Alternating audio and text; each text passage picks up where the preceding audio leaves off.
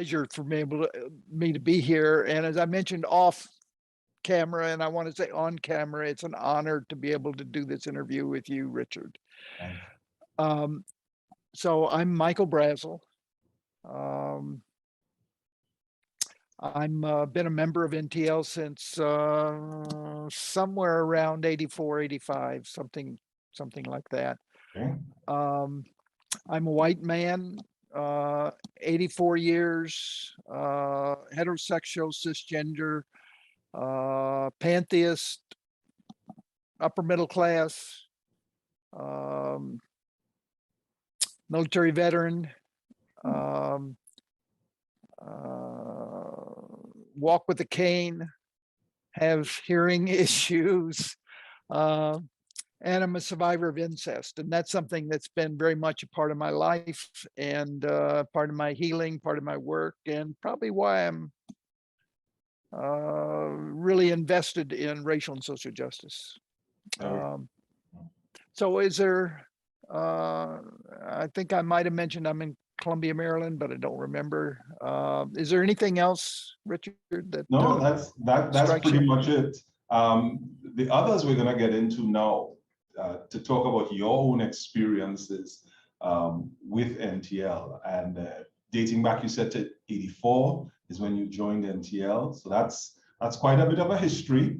Can you think about a time as you look back at NTL when you were most excited about your work and your membership in NTL, and you know, what was that best experience like for you, where you felt really connected and involved? Can you tell a story or think of a time? Yeah, so I wanted to this has been helpful. I've been sort of sorting through my history with NTL, and there are 1, 2, 3, 4, 5 things that really stand out for me. But there's one that, so I was in class 1 of AU NTL, which is a master's in OD program. In the late 80s, I spent a summer in Bethel. I, with Kathy Royal and I in the 90s, developed a diversity practitioner certificate program where we took 3 cohorts through that program. With Brenda Jones, the 2 of us edited two editions of the NTL Handbook of OD and Change. And in the 2000s, I was a steward with of the coaching community of practice with Judith Leibowitz. And so I could have listed any one of those, but the thing that I want to talk about Bethel. Yes. And the picture behind you is really reminding me. Joe Potts. So this was late 80s. Joe Potts was president, and he was looking for somebody who would be willing to spend and able to spend the summer in Bethel, doing research project and anything else that might happen. And he was offering bed and breakfast. So he had a place in Bethel, and he had a bedroom that he was willing to share. And Bethel at that time had served breakfast, lunch, and dinner, and so board was always available there as well. So I jumped at the opportunity, and I was working with the Department of Agriculture at that time, and was able to take the summer off and go to Bethel. So that's the thing that really stands out. So I was there from June to July, or from June until June, July, August, 3 months. And that's kind of work that I was doing. I are both work and pleasure. I took the Holding On, Letting Go lab with Bob Tannenbaum and Bob Hanna. I took a WEIR lab, self-perception, with John and Joy Swear. I was on faculty with an NTL lab, or an HI lab in NTL. And every about 2 or 3 times a week, I convened a session in the afternoon of white men to talk about what their experiences were in Bethel. And then I worked on a on a research project that I can't remember what I did because all the other stuff really stands out. Mhm. I remember one of the things that was really special was sort of at that time, Bethel had a rhythm because people Mm. were going to labs in the morning. Well, there was sunrise seminar in the morning. They'd go to lab then and breakfast in lab, and then to have lunch, and then have the afternoon off, and then dinner, and then a session in the sessions in the evening. So there's a regular pattern and rhythm that was happening. And it was exciting for me to be there in the midst of that. I went to sunrise seminars. I went to the breakfast, lunch, dinner where I'd hang out with people. I'd see white men as a group 2 or 3 times a week. And every morning I got up and went for a run. I can remember doing that along the highway in Bethel. And I can remember the sun Mm. in Bethel during that summer. It was, I don't remember bad weather. I Yeah. remember walking around Bethel in the side streets, as well as the time spent with people during meals and in the white men's group and in the labs that I was involved in. Let's see.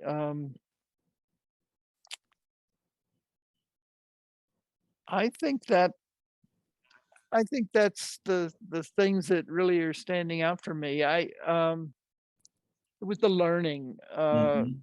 NTL is very much learning is a long-term or lifelong learning is a value of mine, and Yeah. uh, Bethel really supported that, uh, as well as uh, NTL in terms of all the different kinds of programs it had. So I think learning was another, just the time that I spent that summer, a lot of time by myself, a lot of time with other people, a lot of time just outside. Uh, I learned a lot about myself.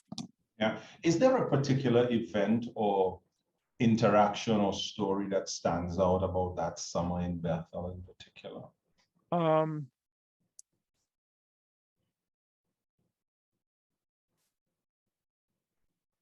I don't think so, Richard. It's really the whole summer and the kind of being away from the rest of my life, Mhm. and just being in the midst of the rhythm that was there and discovering the rhythm that happened in NTL during the summer sessions. And I Mhm. don't think I've certainly been to NTL at other times, but I never had that appreciation and sense for uh, this sort of stuff that happened, uh, the kind of patterns of things that, Yes. and the feeling and of things that were happening in NTL and Right. Bethel. You mentioned as you were talking before about this value of lifelong learning. And so I want to turn to values. I think it's a good Okay. central point. Um, your own values, and then sort of values of NTL. What are the things that you deeply value about your work, about NTL as a community, and about yourself, and maybe how do those sort of intersect? Okay. So my purpose Mhm. is racial and social justice, and that's a value as well. Connection, Yes. honesty, courage, lifelong learning are all values, um, and they've all played important part of my life, and there's a real intersection for me with NTL. So I think it's in some ways, NTL was a container for me for doing the both personal development and professional development. Mhm. So I certainly got OD background through AUNTL. And I've been able to spend time. I was a steward with the coaching community of practice with Judith Leibowitz. I think coaching just hasn't caught hold yet in NTL, and there are more and more people that are involved in coaching. So that may be something for the future, I hope. Let me think.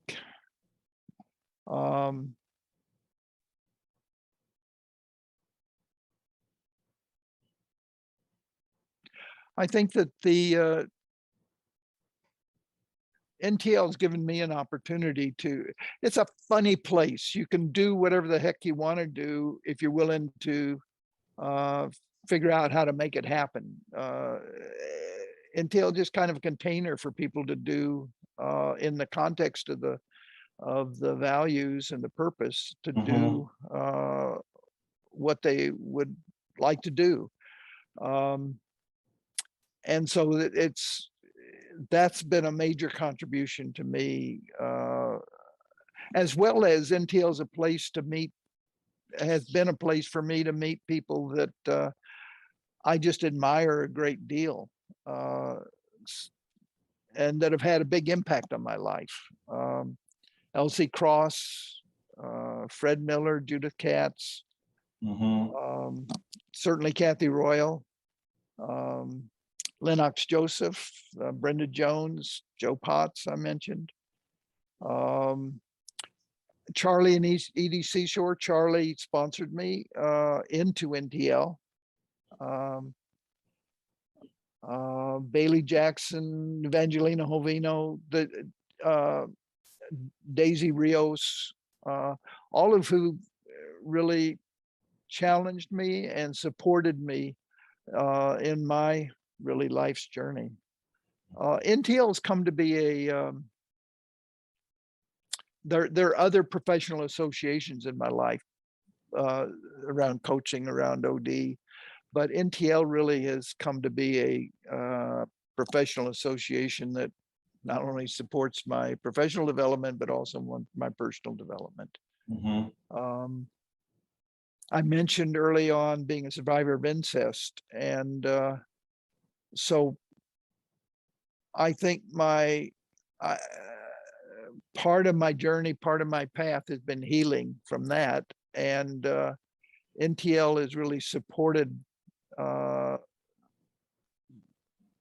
that work, certainly in terms of the personal development labs. I guess I've taken every personal development lab that NTL has had over the sort of 3 decades that I've been a member of NTL.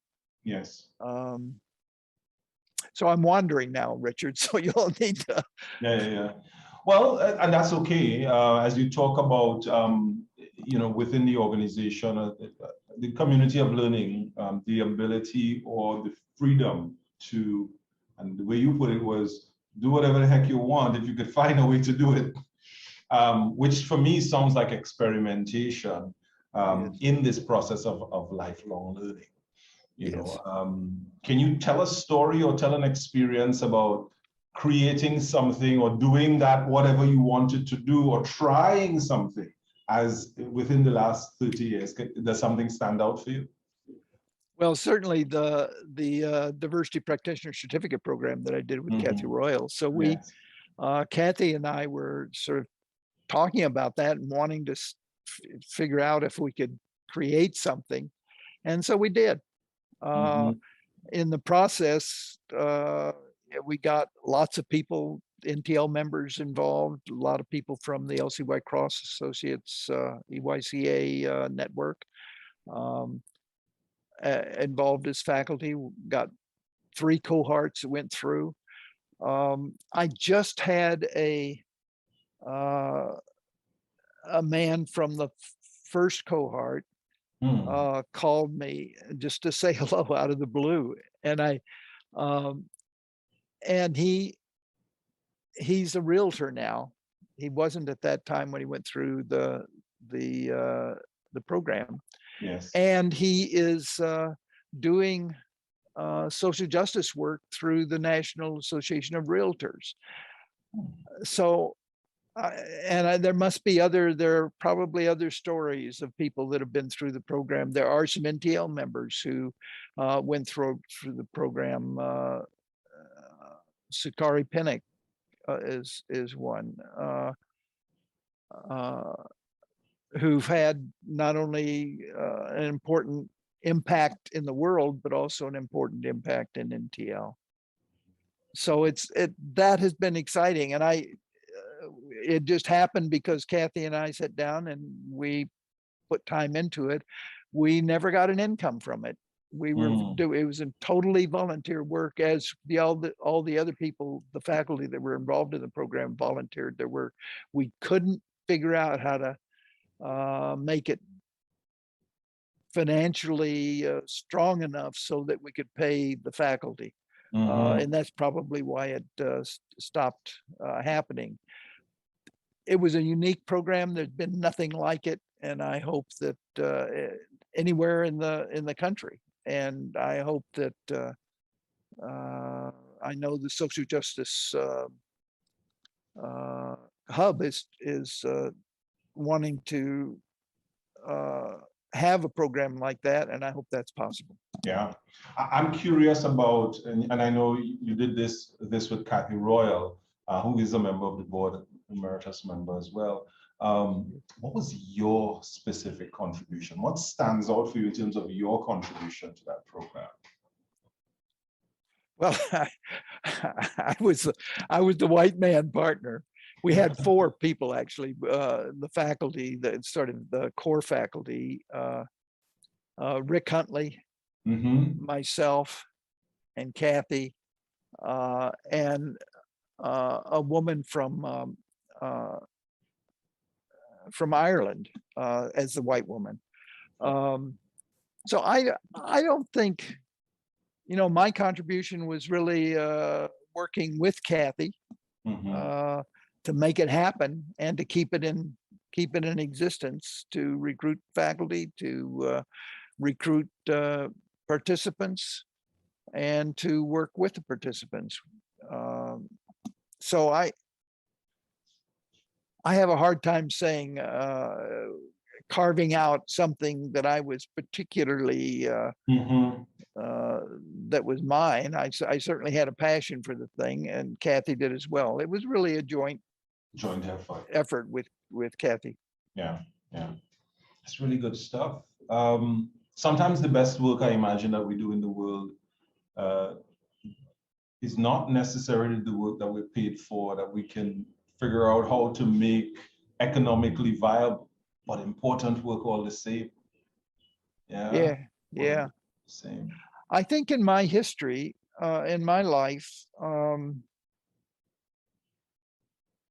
there have been very few things in terms of the work in NTL and the work out in the world in other places that I've done by myself. I've usually partnered with people, and I value that. And usually I've been partnering with people who are different from me in terms of gender and race and sexual orientation and other areas. Yeah. And I think that's it's been important for me, and I think it's an important way to be in the world, to do the work that we do. Yeah, and I agree with you. I think it is. So NTL, obviously, from what you've said, has created a space where that kind of collaborative development, if you want, and collaborative work that is so necessary for the world, even now. I mean, if we think about where the world is today and some of the challenges we face. Can you tell me about what stands out for you in terms of how NTL has lived its vision and or mission? What's what's the pinnacle when it comes to that as far as NTL actually living its vision or mission? Well,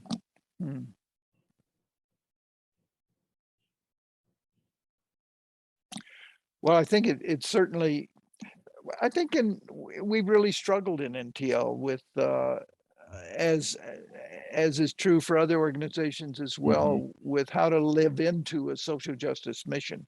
Yes. Racial and social justice mission. And at times we've been honed in on it, and other times there were times when there was even a discussion of changing the mission and taking social justice out. Thank God that didn't happen. Yeah. I think that, well, the reason I'm a member of NTL is because of the social justice, racial and social justice mission. And it really does, Richard, it weaves into just about everything NTL does. The labs, the programs, the ethics. So I'm not sure I'm answering your question, but it's core, and I don't know of any other professional association that attaches such value and struggles so mightily with social justice to address it and just to pay attention to it. And I think you're right. You talked about how NTL sometimes got closer to it, other times not so much.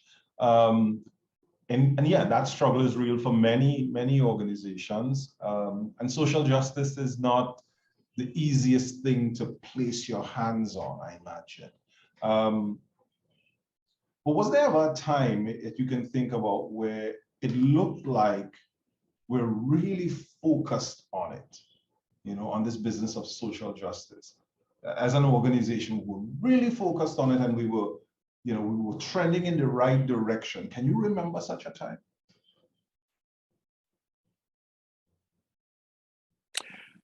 Again, it's been a kind of drumbeat that's gone through the history of NTL, the 3 decades that I've been part of NTL. So no, I think doesn't stand out right now. It's certainly since the last conference, it's certainly been a focus of the work, and it is a focus of NTL's work in terms of ferreting out how racism shows up and what can be done to address it in NTL. I don't know of any other organization that's doing that kind of work.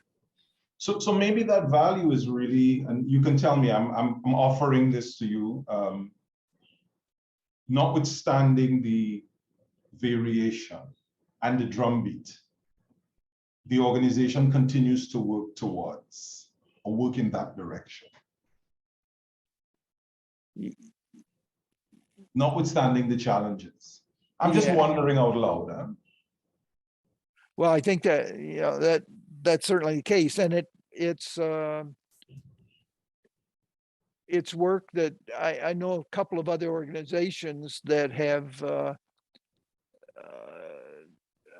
tried to address it, and in the process really kind of dissolved. So I think it's a testament that NTL has stayed with it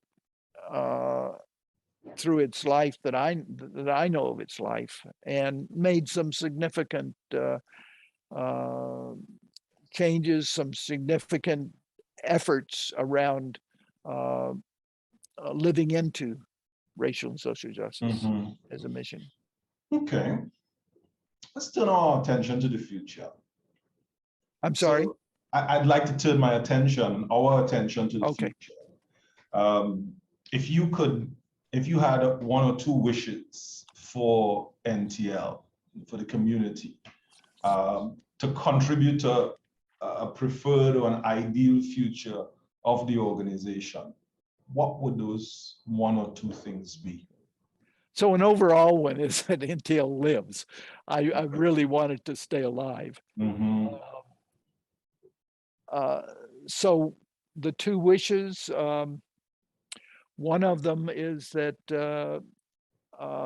coaching catches hold in NTL, so that we start doing programs in the area of coaching, and that the coaching hub becomes a viable, exciting place for people to want to be, to want to belong to, uh, who have an interest in coaching. Um, a second one is that I think it felt to me like the NTL's connection with AUNTL was an important part of certainly NTL's history since the 80s. Mhm.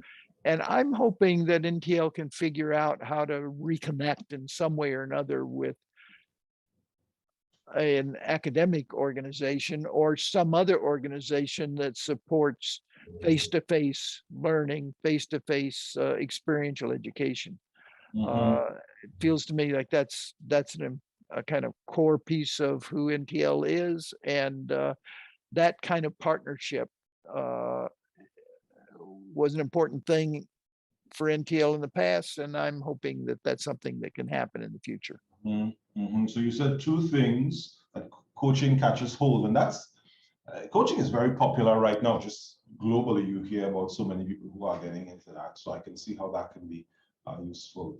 Um, the second one strikes me though, because you said you were part of class one of the Yes, UNTL program. So yes. that link between face-to-face experiential learning and academia, um, I'm sure sits very positively and deeply with you.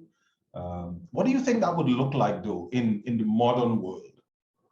That reconnection with an AU or another such institution with a focus on experiential learning. What might that look like? If you dream about it, what would that look like? Well, it might be, it would be an academic institution or some Mhm. other organization that uh, has face-to-face in-room education processes. I don't know. They're an institution that, and I don't think this is one that NTL would be connected with, but Esalen Institute out in California is an organization very much focused, and they're on on uh, on face-to-face experiential learning kinds of education. And there are some. Maybe it's we tend to think mostly in terms of OD. Maybe there's a master's program that started in coaching with Mm. some organization. Uh, uh, Maybe it's a partnership that has to do with T groups in education. Certainly, there's Stanford and some other organizations are using T groups in business programs. Maybe that's a possibility as well. I don't know. It feels like there is an important avenue to explore in connecting with and partnering with another organization. Mhm. And maybe it can bring sort of new aliveness and new life into and excitement into NTL too, around the work that we do so well. Yeah, yeah, new life and excitement. Well, we had a chance in this interview to talk about some of your memories about the best experiences you've had at NTL, some of how NTL has lived its values, focused on its mission, vision, and also your thoughts on the future. Is there anything else that you would like to put into this interview before we wrap it up? Uh, The only thing that's coming up for me, Richard, is really deep gratitude for the opportunity, my opportunity to be a member of NTL over 3 decades, and uh, the role that it's really played in my sort of growth and development and healing, uh, and able to be NTL supported has really been a place that I could explore um, and explore who I am, do work around being a white man, do work around paying attention to the impact that being a survivor of incest has had in my life, engage with people who I could learn with and who would challenge me, who are different from me. Um, I can't think of any place else that that could have happened for me, and so I just have deep gratitude for uh, having been able to be a member of NTL. There's one other thing that comes to my mind. I've got a hope that um, as NTL members that we rediscover the the opportunity that NTL gives us to uh, pursue something that we're really passionate about, Mhm. uh, and to discover and to remember that uh, NTL really doesn't ask us to do stuff. Yeah. It's kind of a container that's there, and stuff happens when people pursue it, and that I'm hoping that we'll remember as members that the importance of being actively seeking out uh, what we want to happen in terms of programs, in terms of connections with others in NTL. Mhm. There's opportunity there. It doesn't happen unless people pick it up and decide to try to make it happen.